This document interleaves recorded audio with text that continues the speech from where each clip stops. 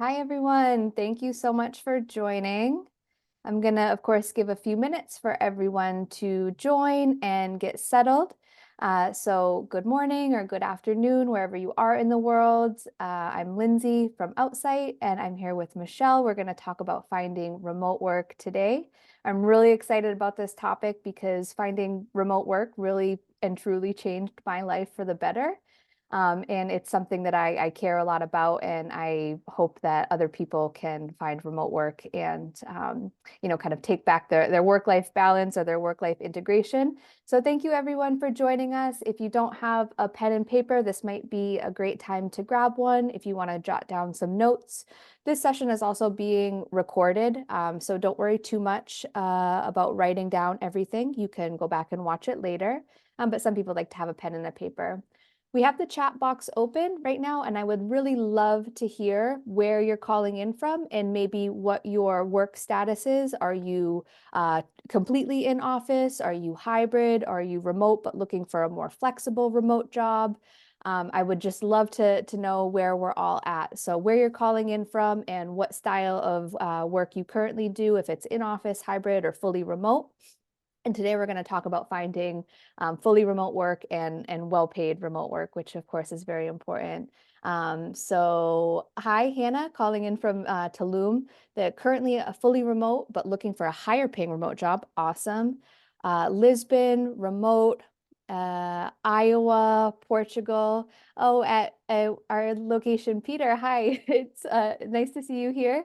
I hope you're enjoying Portugal. I'm actually heading to Portugal next week, I think now. I'm heading up to the north in Porto to one of our newest locations, outside Moco, which is a really beautiful kind of boutique hotel with a co-work cafe, a concert venue, some really great spaces, a pool, a patio. I'm so excited. The last time I was there, it was a little bit rainy, but I'm hoping the weather will be better.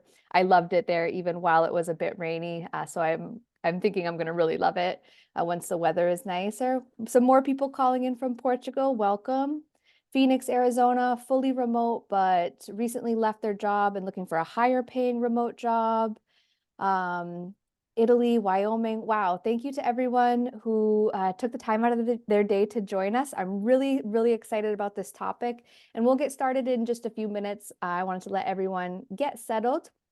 And while we're getting settled, if you could introduce yourself in the chat, let me know where you're calling in from. And if you are an in-office worker, hybrid worker, or remote worker, I'd love to hear about what everyone is currently doing and maybe what you're looking to get out of this session. For those of you that I don't know yet, it is nice to see some familiar names here. But to the people who I haven't had a chance to speak with yet, my name is Lindsay. I am head of community and events for Outsite. We are a global network of co-living and co-working spaces. We have about 50 locations around the world in the US, Latin America, Europe, Asia, and Africa. We offer co-living and co-working spaces, of course, but we also offer community and events just like this one for people who are remote workers, who are interested in the remote work lifestyle, who are entrepreneurs, creatives, freelancers. So I'm so excited, and thank you to everyone who has introduced themselves in the chat. We'll also have the Q&A box open, and at the end of the session, we'll definitely leave some time for your questions. The Q&A box is going to be the best place to get your questions answered. That's the first place I'll look. You can drop your question in there as you think of it, and other people can actually upvote your question. And so when it comes time for Q&A at the end, the Q&A box is the first place that I will look for questions. So feel free to ask any questions in the Q&A box and upvote other questions that you would like to hear the answer to at the end of this session. So we have a lot of really awesome information today, so I don't want to take up too much more time. So I would love to have Michelle. Can you please introduce yourself and let us know what we're going to talk about today, and then we can get started.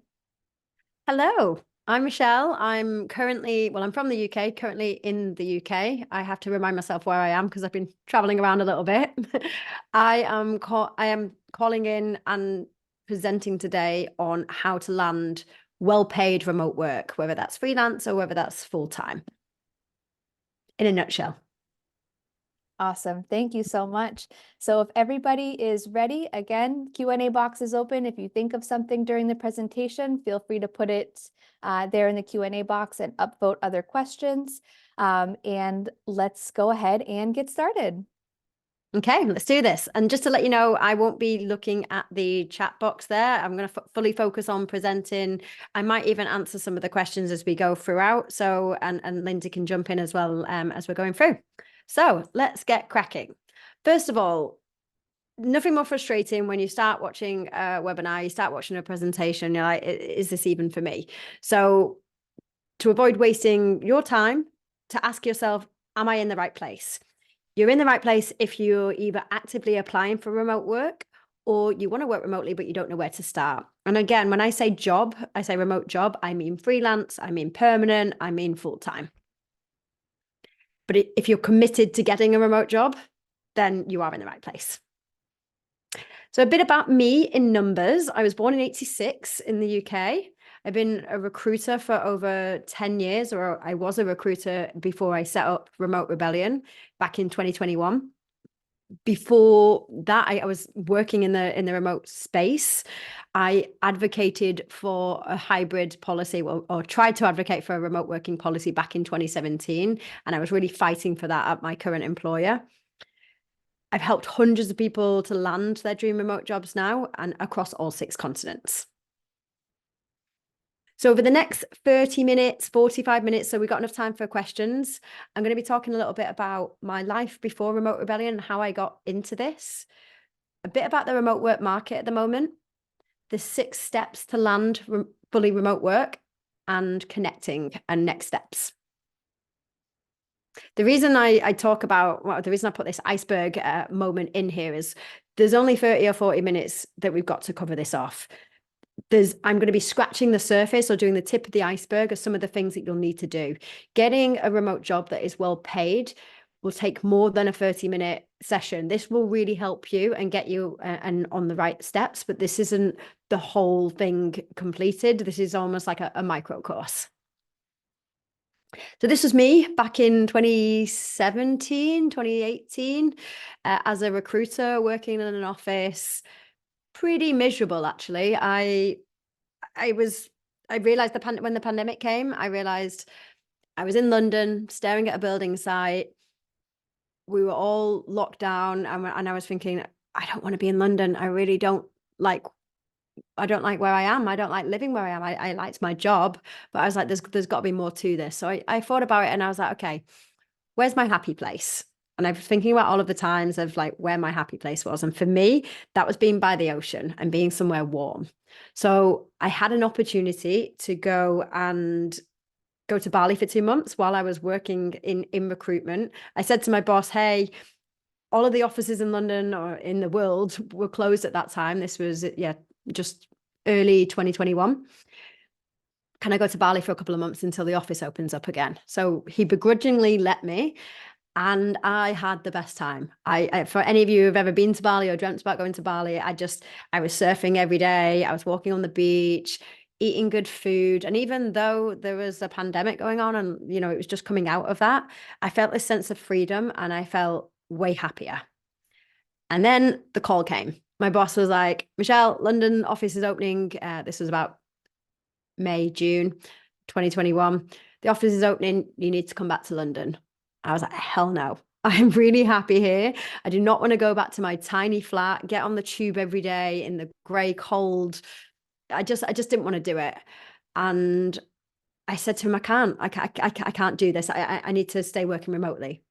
He's like, but you can't. The office is open. This is the company policy. You're based in London. I was like, well, but I've been working remotely for the past 18 months. Why can't I continue to work like this? And it was a no. So I quit and I thought, okay, what now? And I was struggling to find remote work. I was applying for a few weeks, wasn't getting many responses. I had a lot of, no, you're in Bali, it doesn't work. You can be remote from the UK, but you can't be remote from Bali. Getting super, super frustrated with that. And then I had a bit of an aha moment. I changed my strategy and I realized this is the way to find remote work, and this is the way to actually go out and put yourself out there and show your value. And it made me realize something, that if I was having a tough time of this at the beginning, I had 7 years of recruitment experience at the time. I had a good network. I was good at what I was doing, and it was a great market in 2021. There must be loads of other people that are struggling. So this is where the idea for Remote Rebellion came. And I've been helping people to land remote jobs ever since, and I absolutely love it. Question for you guys, if you can write in the chat, I'll see if I can duck into the chat for this. Would you prefer the freedom to choose where you work and how you spend your days? Let's see if I can duck into this chat, see what people are saying. 100%. Yes, yes, absolutely. Of course. Obs like that. Yes. Okay, nice. And to have that dog as well. It's a cutie. And do you recognize any of these? The aimless scrolling on LinkedIn, before you know it, an hour's passed, 2 hours have passed. You're only finding hybrid jobs. You go onto there, click, it says remote, and then you scroll down to the bottom and must be in the office 1 day a week, must be in the office 1 day a month. Like anticipating the rejection emails, getting ghosted, spending loads of time adjusting your CV and your resume without any results. It's it's pretty frustrating. It's not your fault. The remote work market is competitive. And I say this to all of my rebels, all of my clients that I'm working with. The number of remote jobs in comparison to the number of applications that are going for those, 50% of all applications go to remote jobs, even though only 15% of jobs on LinkedIn are remote. And this was actually in 2022. The gap has got even wider last year. So doing the same things that you've done in the past won't work. I'm not saying this to discourage you, that it's not possible. I'm just letting you know that doing the same things that you've done to get a job in the past, it is not going to give you the same results. Finding your ideal remote job is like finding your ideal partner. And anybody want to know why? Any guesses? No guesses? Come on. Let's have some needle in a haystack. Hard to find. Yeah, it doesn't exist. I love that. Because there's no such thing as the perfect job. Just the same way there's no such thing as the perfect partner. Okay? So where do you start? This is the tough thing. And a lot of people start in, I just saw this, long-term commitment. Brilliant. A lot of people feel like they have to start with doing their CV or doing their resume. But actually, these are some of the things that are needed to get just an interview for remote jobs. So take away the interview. There's knowing where to find them. There's writing a captivating cover letter. Even a lot of people will tell you, don't bother with a cover letter. A good LinkedIn profile. The winning CV resume is one section of it, but visibility and exposure is important as well. Any ideas what's just as important as all of this?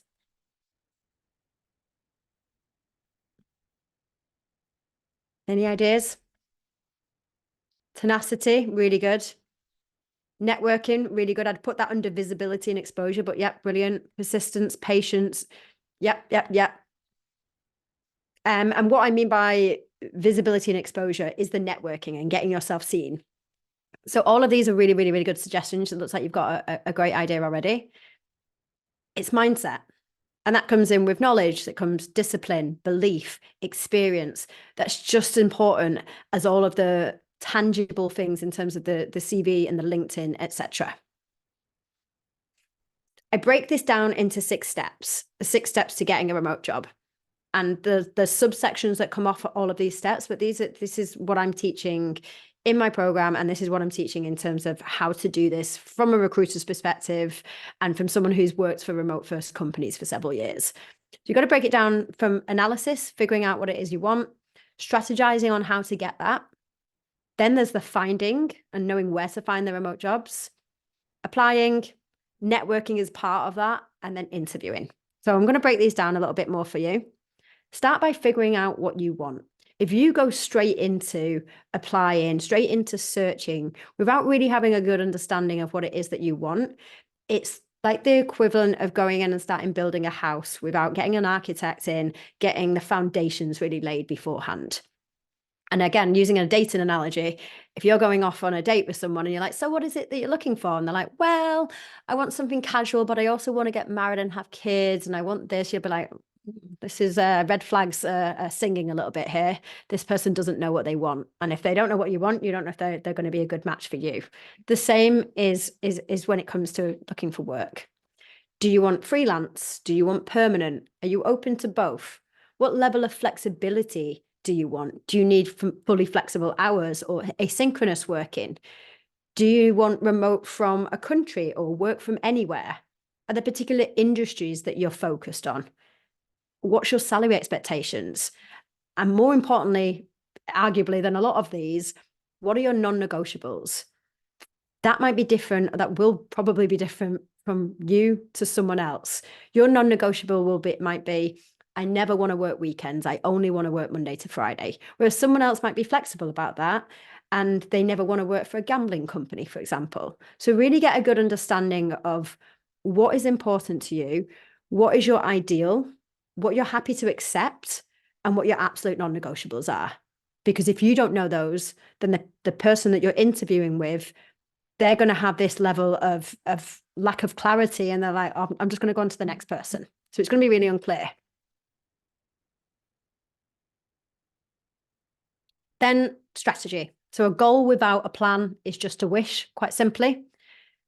What a lot of people do is they will go onto LinkedIn, they'll aimlessly scroll, they'll think that they're networking by making a few connection requests with people and by reaching out to the hiring managers, but they're kind of doing it all wrong in a sense, and they're doing what everyone else is doing. And this is why there's people that are going in and sending all of these applications without getting many interviews or any offers at all. So the mindset and confidence is a big piece of this. If you don't think that you can do this and you don't think it's possible, then it probably won't be possible. Understanding that this is possible, that it's difficult, but if you can ask for help in the right areas and actually take away your pride, not take away completely, but like swallow your pride a little bit and ask the right people for the right help. Know that it's not a numbers game. One strategy or one option that some people will say is it's just a numbers game. Spray and pray, send loads of applications, do LinkedIn easy apply and hope for the best. That's not the strategy that I believe in. And what can happen in that case, if you send out tons of applications and you're not really putting much time and energy into them, you're also going to get a hell of a lot of rejection emails. And I don't care how good your mental state is or your confidence, every single rejection email can chip away at you. And for those of you who've been looking for work for a while, I know how it can be in terms of really feeling down about every rejection email you get, because it feels personal. Even though it isn't, it really does feel personal, like, oh, someone else who doesn't want me. And it's just like a no when you go dating with someone and you get another no there. It's usually not personal, but doesn't stop it feeling that way. Keep the pipeline full. For anyone who's ever done sales before or done any kind of recruitment, keeping the steady pipeline rather than putting all of your eggs into one basket and be like, right, I've got this interview. Now I'm just going to focus on this. Keep applying for other opportunities. One of the strategies I'm teaching is to do a short-term, mid-term, and long-term. Short-term being applying for open jobs that you see. The mid-term is networking in all kinds of different areas and online, offline. I'll go into that later on. And then the long term, making open applications to companies that are not necessarily hiring right now for your role, but you're interested in working for. So it's targeting those specific remote first companies. Staying organized with the right tools is paramount for this. Teal is a really good tool. I'm pretty sure they have a free version that you can use where you can monitor and track your job applications, companies that you like the sound of, and you can even tailor I should be on commission for these guys because they're great. You can even tailor your CV according to the jobs as well. So really cool tool. But if you don't want to use that, you can simply use a spreadsheet to track your job applications and track the companies that you want to monitor. It's something that I provide with all of my lovely rebels. So this is something really useful because you can then go and reach back out to these people after it's been 2 weeks and you haven't heard back. You don't have to go and send more applications. You can just simply follow up with those ones, and it can work in a lot of cases. Managing your time and energy. If you are a morning person like Lindsay and I are, we were just having a conversation about this before, save your morning time or your most high energy time for applications. And the time when you have least energy, for me, that's in the evening, like after dinner, I've got the least energy then. That's when I would do my searching and my scrolling, as it were, and set times aside. So I'm going to do an hour of searching and finding jobs in the evening. I'm going to do an hour of applying in the morning, for example. So find times that work best for you. And do those time blocking as well. It's all about working smarter and not necessarily just putting more hours into your search. Step 3 is finding remote work. I've got a list of over 130 specialist job boards. Some of them are listed on here. Some of them are specific to remote work.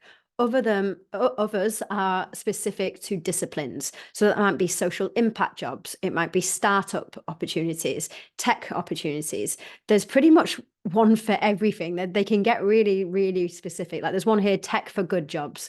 All of the ones listed here will have a remote work filter. So they don't have to necessarily be a remote job board so long as they've got that filter for remote.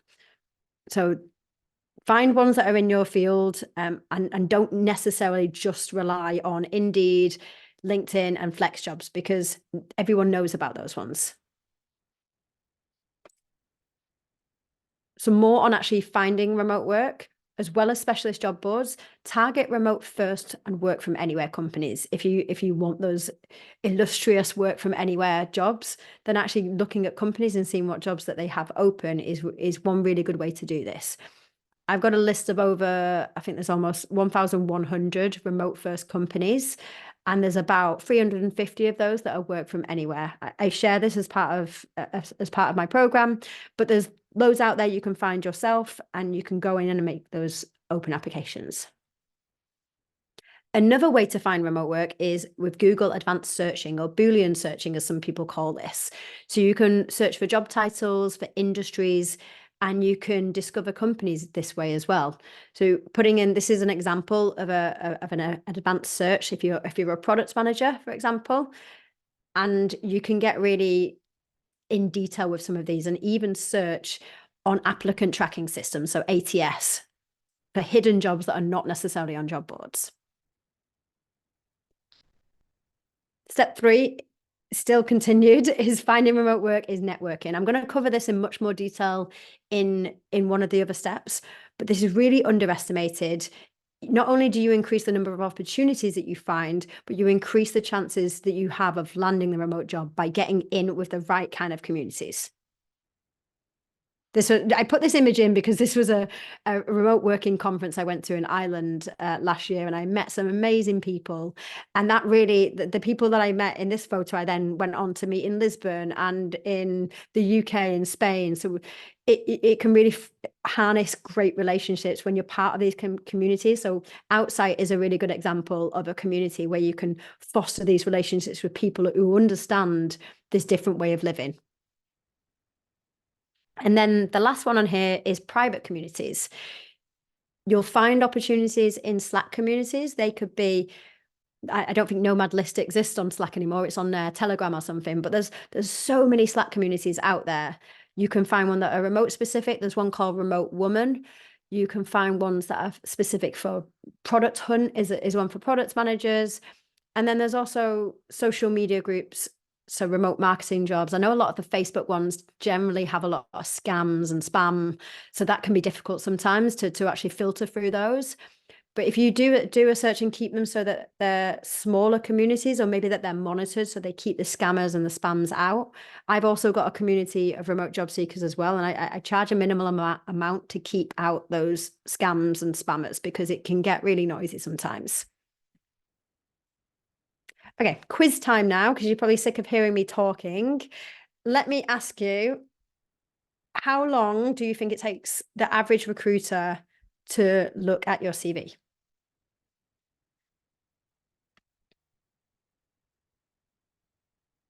Okay, 5 seconds, 7 seconds, 10, 30 minutes. Oh, I wish. 2 minutes, 15 seconds. Some good answers here. 3 seconds, 5 minutes. It's just 6 seconds, sadly. Probably about the same amount of time, maybe even less if you're swiping away on Tinder. And think of it as that. How can you grab that recruiter's attention in those 6 seconds? I wish that it was longer than this. I wish that people had the time to really look for, okay, why has this person applied? Let's try and figure out why to see if they can be a good fit. But in reality, that just isn't the case. So what you have to do is really find a way to grab their attention of 6 seconds in that first fold of like A4 piece of paper on the screen. 2 to 3 pages, I would say would be the optimum. So many people ask me, how many pages should my CV be? How many pages should my resume be? There isn't one word answer at all, sadly. It depends. If you've got less than 5 years of experience, 1 page is sufficient. Anything more than that, 2 to 3 pages, as long as it's relevant. You must show metrics and show your value. It's not enough to say, I did X, Y, Z. Say what that led to. What does that mean? How did that benefit the organization? What is the value that you're bringing? Don't spend forever on Canva making something look shiny, making it look great. Unless you're a designer, the design of your CV or resume is less important. So stick to the actual content of this rather than the actual design. Then with your cover letter, always personalize the cover letter. If you can find the name of the person who is posting the job, even better. And then when you're doing your LinkedIn, doing the LinkedIn revamp that complements your CV will really help. I could dive in all day and talk about how to optimize LinkedIn, not just for when you're applying, but to get recruiters and hiring managers contacting you. But that's a whole session in itself. Connect with hiring managers, connect with remote first companies, and follow them on LinkedIn as well. And always track your job applications and follow up with them 2 weeks after you've applied if you don't get a response. Some more of the things to avoid and some of the must-dos. Avoid using Canva to create your CV. I see this a lot when there's been a job post of people saying, I'm interested on a job post. Don't just say you're interested, show you're interested. Make an application, send in a Loom video. Don't apply twice to the same role, and always find a way to stand out. Step 5, network. This is super important because there's so much competition out there. You need to find a way to stand out. And whether you agree with this or not, nepotism exists, and introductions and referrals are a great way to get an opportunity when you might not be the most qualified person on paper for that role.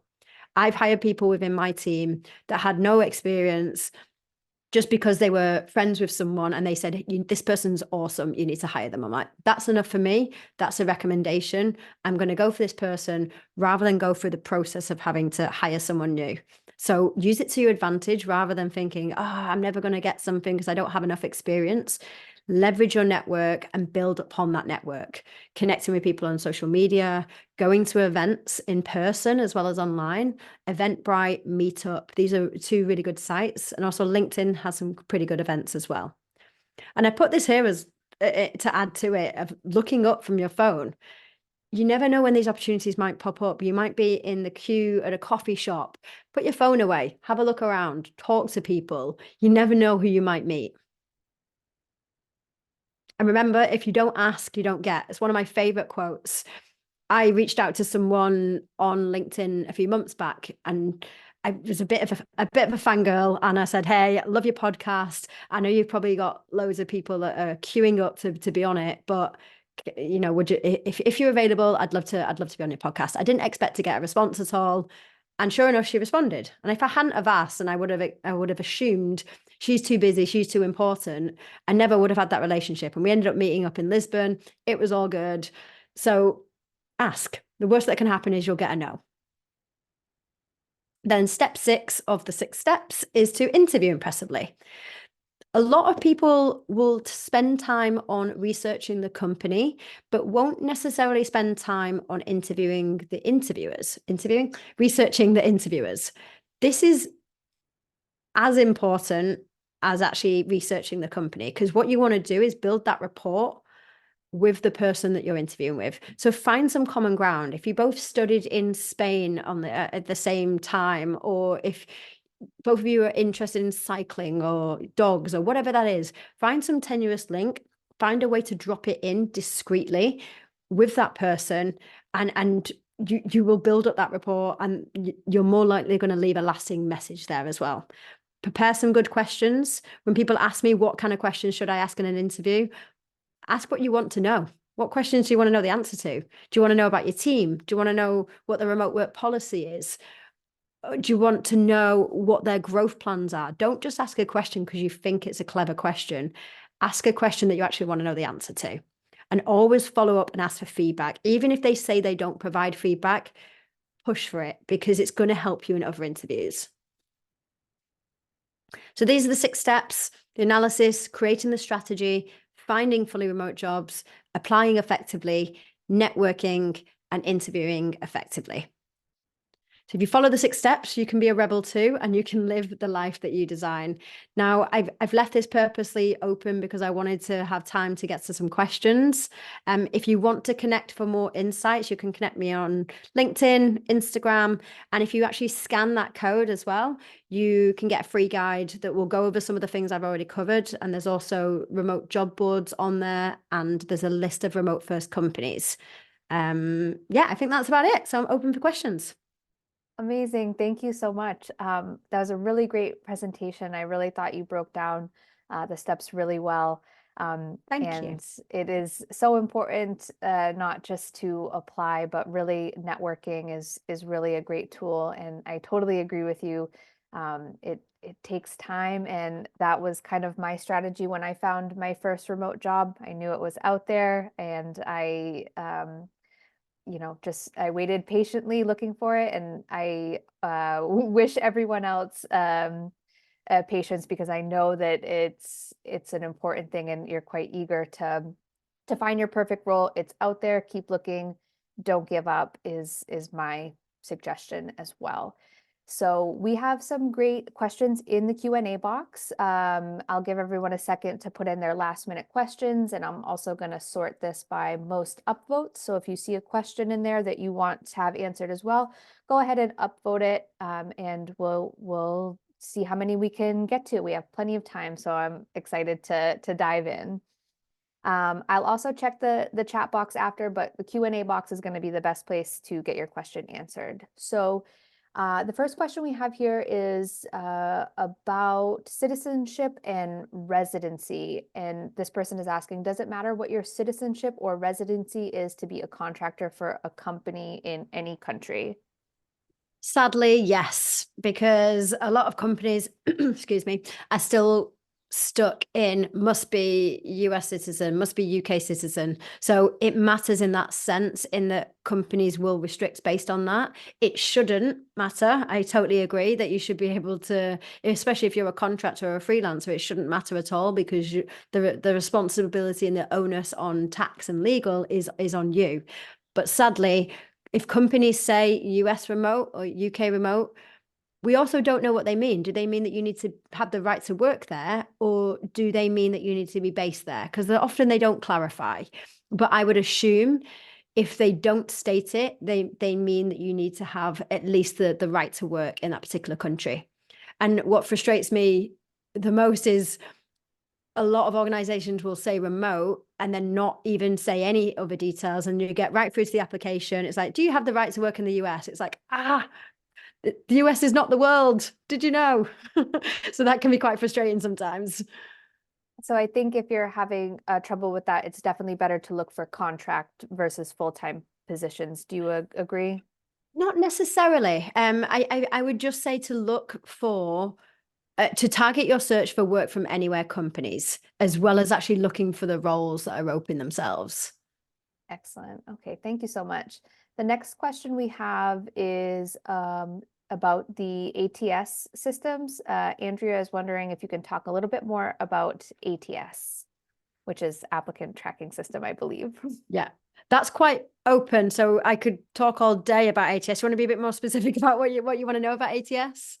I'm Andrea, if you can write in the chat if you have any sort of additional information to add, but I'm wondering if Andrea is asking about like the keywords and how to tailor your resume to get through the ATS, is my guess. Yeah. There's this myth that you have to trick the magical ATS into getting your CV past them. I don't know how many times I need to say this to people because I don't think they realize it's true. 9 times out of 10, it is a human reading your CV as opposed to a magical AI bot. The only difference or the change I would say in that is if they ask a question, which is called a knockout question in the application, such as, do you have 5 years of experience in XYZ? And you say no, you'll get knocked out and then a human won't see you because you'll be knocked out with those knockout questions. However, if there aren't those kinds of questions, it is 9 times out of 10 a human reading your profile. Oh, wow, that's really interesting. And a follow-up question to that, can they auto reject applicants based on missing keywords? Most, to my knowledge, do not have that capability as much as we think they do. That's good to know because it is definitely a scary thought, trying to add in the kind of buzzwords and keywords if they don't Yeah. necessarily, fit your vibe or whatever. And the thing is with the keywords, like if you don't have those keywords are important. I won't say that they're not, but if you don't have some of the keywords in your profile for that particular role, then maybe you're not the right match for it after all. So that is something you need to be cognizant of. And that's something as simple as if you want to portray the fact that you've got global experience, think about some other words that you could use, such as international. So you're picking up on both of those keywords. And the same goes for acronyms that you might use in your field. Use the acronym, but also use the full terminology as well. So you're picking up on both of those.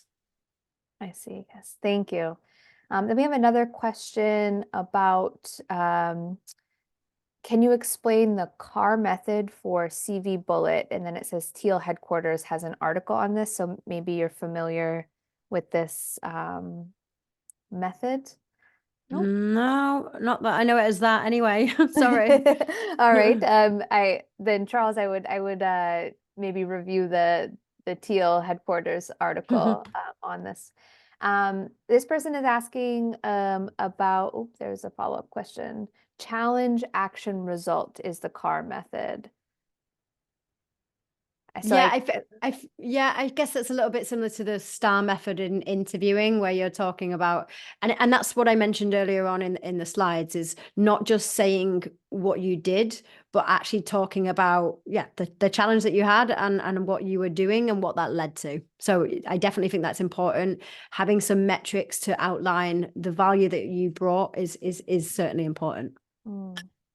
Can you talk a little bit more about including metrics? So maybe if someone has a resume where they haven't been kind of collecting these metrics yet and they want to go back and add them in, where do you recommend that someone starts for selecting what metrics or what to track? Yeah, I think for some positions and some disciplines, some industries, metrics are way more important than others. So, like product managers, marketing, sales, etc. Having some of those numbers in there are almost vital. For others, they're less important.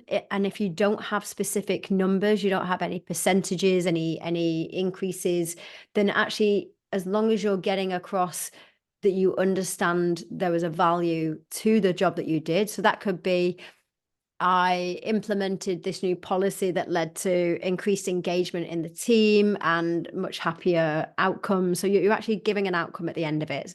And if you use numbers where possible, if you don't know the numbers, guesstimate.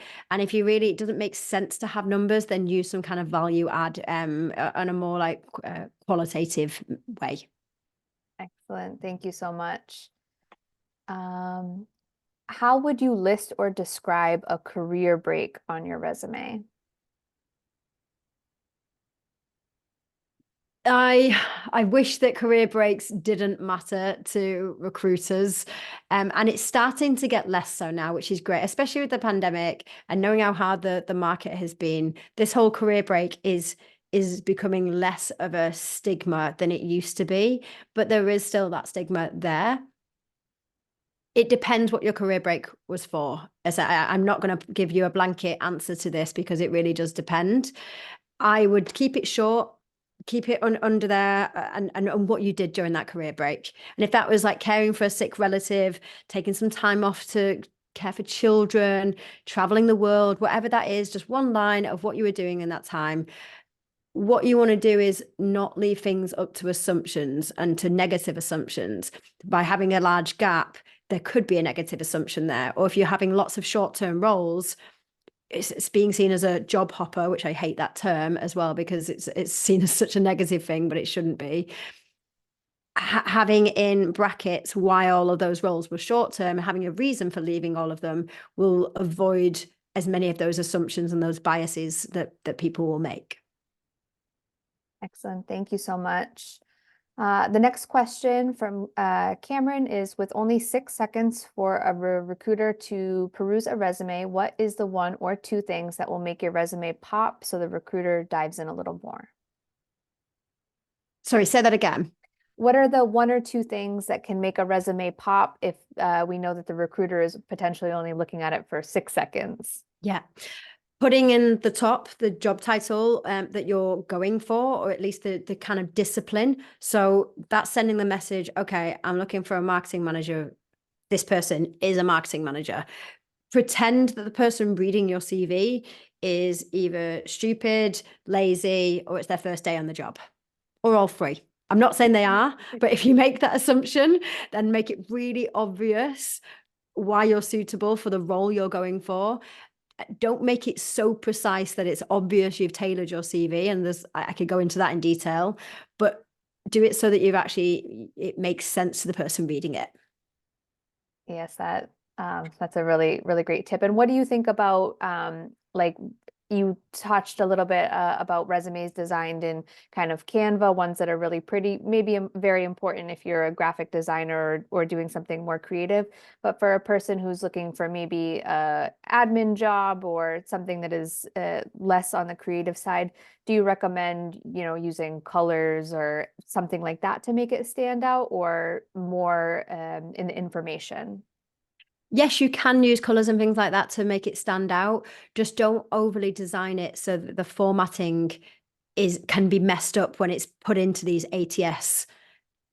That can be a challenge sometimes, and I can't speak to all applicant tracking systems and how they will read your CV, but oftentimes if they're done in Canva, they won't always read the way that you want them to be read. So yes, adding colors, making it pop more is a positive thing, but focus more on the content rather than the design. Thank you. Yeah, that's helpful. Then we have a question from a person who is wondering what you offer. They're interested in showing you their resume to find out what's wrong. Do you offer a service like this To tailor resumes, you mean? to take a look at someone's resume? Yeah, I do, but I never or I very rarely do it as a standalone service. And the reason for that is, like I mentioned earlier, your resume is just one part of it. That's maybe like 25% of it. So I wouldn't be doing your job search I would be doing it a disservice if I'm like, okay, you've got a great resume now. You could have the best resume in the world, but you need to have all the other things that go with it in this job market. And because it is so competitive. So yes, I can do it, but I don't like to do it because I don't want to just say, right, okay, I've taken your money now, I've helped you with your CV, on your way. Oftentimes having the support system there, having a community, having some feedback, looking at LinkedIn, networking, all of this pieces of the puzzle to do in a holistic way. Thank you. The next question we have, Lindsay, how did you get your job at Outsite? Love that. Yeah, so try to, in a nutshell, I was working a hybrid role and I knew that I wanted to be fully remote.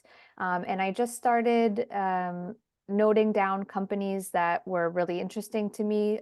Specifically, I was working in the kind of travel space before, and I knew that that was really important to me, but I wanted to do that and also travel while I worked. So I started following on LinkedIn some companies that I thought fit that bill. And then when I saw the right position open up, I applied for it. So I definitely recommend making a list and keeping track of companies that you're interested in and regularly checking their job boards, trying to make connections at that company, and waiting until the right position is posted. Um, so I hope that helps. Michelle, do you have any feedback about getting a job at a specific company that you're interested in? Find a way to get connected to the people, to the decision makers in that company. So one easy way to do that is, let's say they want to work at Outsite and they search on LinkedIn, see Outsite, and they have a connection who is connected to Lindsay, for example, to you, Lindsay. Doing that reach out saying, hey, Joe Blogs, I see you're connected to Lindsay. Can you make an introduction to us? And have that person introduce you. Because what Lindsay doesn't want to do, what this person doesn't want to do, is let you down. And then Lindsay knows Joe Blogs, so she's not going to want to let Joe Blogs down because she knows him. So having that mutual connection can really help to elevate you to get that role. Yes, thank you.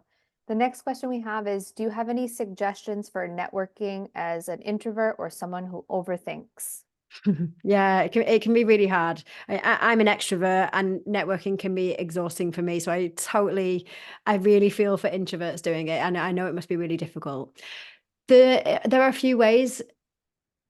Setting a target for doing one a month in person and then one a month, for example, online. Once you set yourself that target, it's something you've got to throw yourself into. It doesn't have to be a networking event that you're in some stuffy conference hall with a name badge with some beige buffet food on there.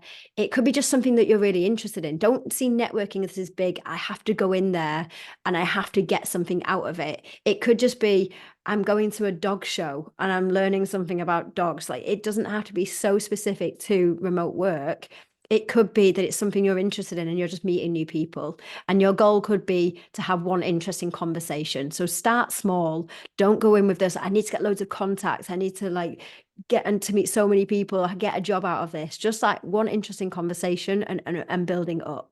And remember, you might feel like, oh, I'm asking for something. I'm going to be so much trouble to someone. Most people are nice. Most people want to help each other out. So it strokes their ego to know that they're useful. Like if I've ever introduced someone or like, match make someone up, I get an ego boost because I'm like, I was right. They did make a connection. Or you feel good about it because you did something nice. So you're actually giving to them as well. You're not just asking for something. And on that note, actually, give something back while you're doing this. So don't just go into everything saying, I'm going to get. I'm going to take. Give something back to the communities that you're going to. That's a great tip. I totally understand too. Many people are surprised to find out that I'm quite an introvert Hmm. myself. But remembering that, at the end of the day, most people are kind and most people do want to help is helpful. So keep at it, Estelle. Don't don't get shy and well, don't do too much at once, I guess, as well. But you can do it, and I believe in you. The next question that we have is, how do you find the difference between freelance versus full-time jobs as a nomad abroad? Full-time is more cushy, but the freedom of freelance sounds amazing. Are you asking how you decide which one you want to go for, or are you asking how to find them specifically? I think they're asking which to go for, but Matt, you can put in the chat or comment on your question if you meant something different. I think it's which is the benefit, which is better while being a nomad abroad. There's no better or worse. It's essentially I've done all. I've worked for a company remotely, I've freelanced remotely, and I've had my own business remotely. And they all come with their own pros and cons. And it's really what is right for you and figuring out those pros and cons. I'm sorry, it's a bit of a wishy-washy answer, but there really isn't one right or wrong. I wish I could add a little more to that as well, but I have also done both freelance and full-time. There are benefits to either one. Yeah. I would personally say that to me it matters more what I'm doing rather than if it's full-time or freelance. Um, and then yeah, so I personally am looking for something that I like to do and something that I believe in. If it's freelance, if it's full-time, matters less to me. I hope that is helpful, Matt. A hard question for sure. Mhm. Then the next question we have is how do you, this is about pay. Um, how do you get companies to pay real world versus local pay? For example, a US company to pay a US salary, even if you live in a lower cost of living um, country.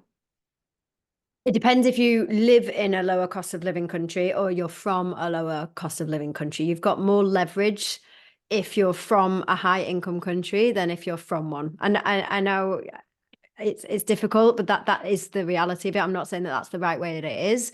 But for example, when I was in Bali, I'm from the UK. I had a place in London. I would not necessarily mention that often that I was in Bali to places. And I would say my home is in London because I knew I could get more money by saying that rather than people assuming, oh, she's in Bali, I can pay her less. Now, there's pros and cons. Again, if you are from a high income country and you're in a low income place, you may be okay with getting a lesser salary as long as you get to work remote. And this is all about figuring out what's important to you and what are the non-negotiables. And that might be, I'm willing to take a 20K pay cut from what I would have got in the US to have a fully flexible remote role.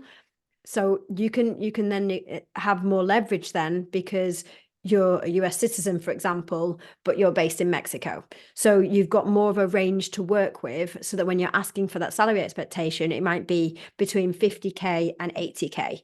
Whereas if you were in the US, it might be that you were looking for 70 to 100, for example. I'm just plucking numbers out of thin air there, but it's not always a bad thing. And if you're from a low income country in a low income country, then you've got more chance of landing the job because you're not competing with people who are asking for a lot higher salaries. That's yeah, that's really helpful. I definitely agree to think about there is in my mind a big benefit to being able to work remotely. So I would personally much rather take a job that pays a little lower but gives me the freedom to live and enjoy Yeah. my life versus looking for a company that's going to pay that higher salary. So yes, going back to thinking about what is really important. Um, Another question from Estelle. Can you speak to how you find the job listings that are not publicly posted? You mentioned it on the slide with the advanced Google search. Yeah, it's not something I can go into loads of detail now because this is like a whole session in Yeah. itself. It is something that I cover as part of the Remote Job Academy, but yeah, it's not something I can cover really quickly, I'm afraid. Yes, it's a whole topic. We could probably do It a is, whole session yeah, on on that. searching. Yeah, in the Remote Job Academy, there's 10 modules, and one of them is solely dedicating to one of the 10 is solely dedicated to finding remote work. And it's also, I think, probably a lot of networking too. Sometimes you'll hear about Yeah, jobs before they're posted or shortly after they're posted if you are connected to someone. So that's also a good way to kind of find not hidden jobs, but find jobs as they're getting posted and as they're coming out is by being connected to yeah. folks. So. Um, I'm just looking through the questions here. I know we have a few in the chat that I'll try to get to, but I want to make sure we get to as many from the Q&A box as we can. We do have about 5 more minutes. I did see one on here from Cher. It's an easy one to answer. Okay. She asked if I specialize in IT jobs. My background is in IT recruitment, but I've actually helped people from junior customer success to COO to software engineers. So to be honest, I don't specialize now in one particular industry or type because it's about the remote work and often social impact roles that people are looking for. So, in a nutshell, no, but my background's in tech recruitment, so I know that market quite well. Great. That's oh, Alexandra asked a follow-up question about my position at Outsite. I found the job through LinkedIn. So if you're interested in working for Outsite, I definitely recommend following our company page on LinkedIn. That's where we post our jobs. Um, okay, another question. If someone is ghosted by a company, do you think that's a red flag, or be persistent and keep following up? In this market, knowing how many applications that are coming in, I wouldn't say it's an automatic red flag. It's an amber flag, I would say, because I just hear about it so much. It's really sad to hear. Actually, I get a lot of my rebels that I'm working with are like getting ghosted left, right, and center. It's really tough. So I'd love to say yes, blacklist them. This is awful, which it is, but there's a lot of organizations that are just inundated with applications right now.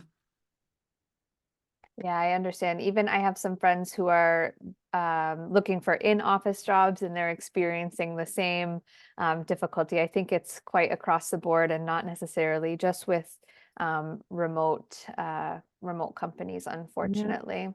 And then for the last question, I did want to ask you if you could talk a little bit more about visibility and exposure. Michelle and I actually connected on LinkedIn. I found her profile on LinkedIn.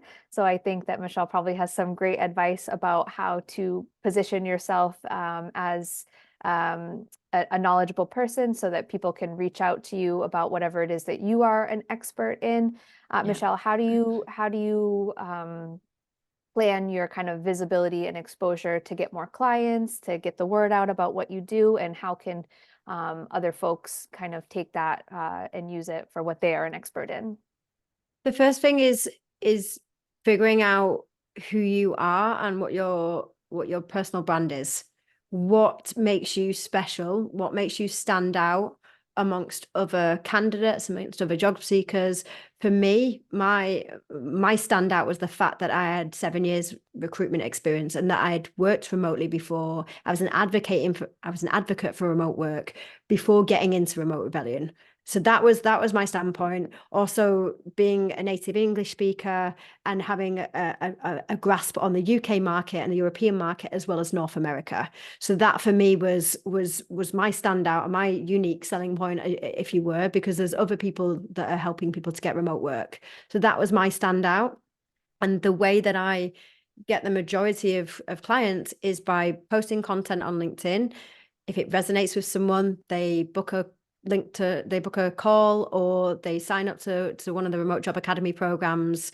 So it really is putting messages out there that is getting inbound, and it's not just going out. Like, I don't send outbound messages saying, hey, do you want to sign up for this? Because I feel like if people want to get help in their remote job search and they're serious about doing something different, they can come to me when they're ready and not have to have me doing the pushiness. So I know it's a bit different when you're searching for a remote job, but figuring out what your personal brand looks like and having a strategy on LinkedIn.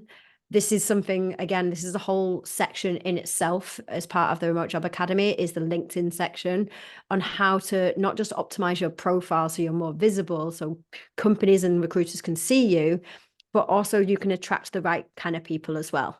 And the right kind of opportunities are going to come in your vision as well. Thank you so much. That's really helpful. And thank you to everyone who joined us today. We are at time now.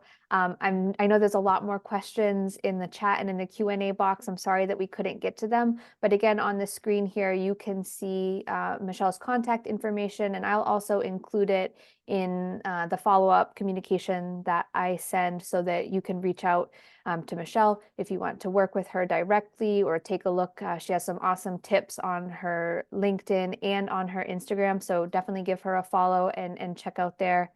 And again, thank you everyone, especially to Michelle, for taking the time out Thank of your you. day to be here with us. This was a really helpful session, and I hope everyone enjoyed it as much as I did. Thank you to everyone. Yep, a lot of thanks in the chat for Michelle. Ah, a wonderful Thanks, job. guys. And again, for those of you who I haven't had a chance to speak with, I'm Lindsay. I'm head of community and events for Outsite. We are a global network of co-living and co-working spaces, and we offer community events, perks for digital nomads, remote workers, people who are interested in becoming remote workers, entrepreneurs, creatives, freelancers. Everybody's welcome in the Outsite community. You can find us online at outsite.co, of course, and please reply to any of the emails that I send out regarding this event if you have any more questions about Outsite. I'd be happy to chat about that.